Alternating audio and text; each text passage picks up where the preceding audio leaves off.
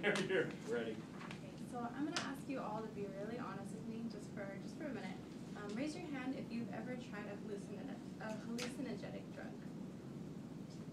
Okay. And raise your hand if you've ever had a bad trip on a hallucinogenic drug. Just me. Okay. So today I'm going to tell you about the first time I ever tried one and how it basically kicked my butt.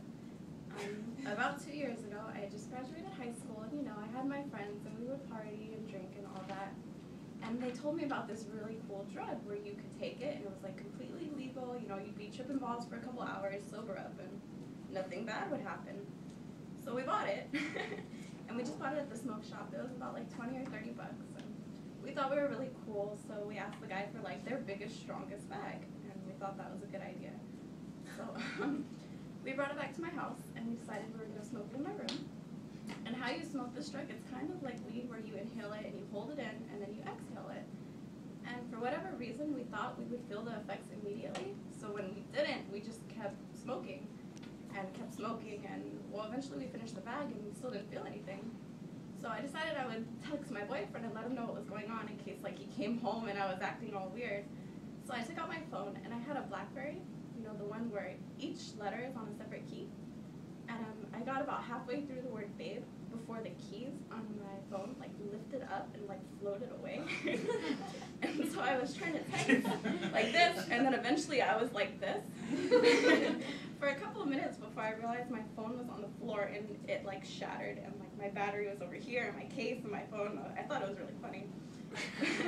And so I tried to put it back together, and I couldn't. So I stood up, and all of a sudden time started pulsing, on and off and on and off, kind of like a strobe light where it would pause and then start.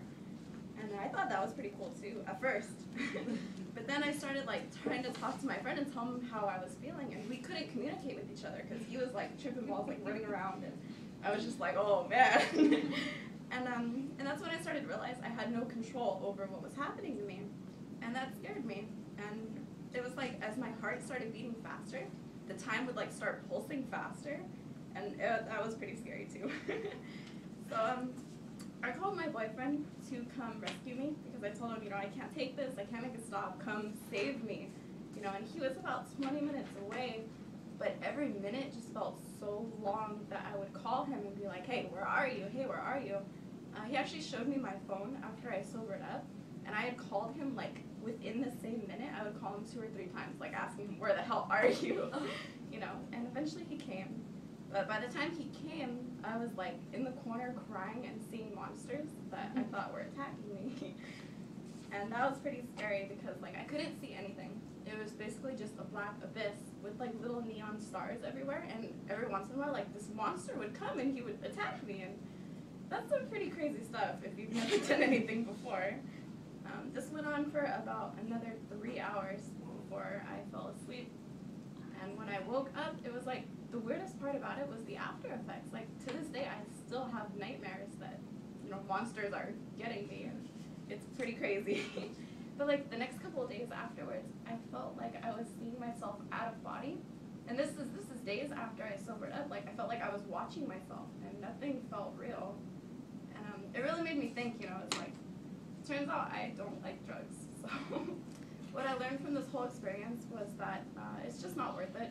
Because if you have no control over your reality, sometimes the after effects, you can't make them go away. So just be careful when you try things,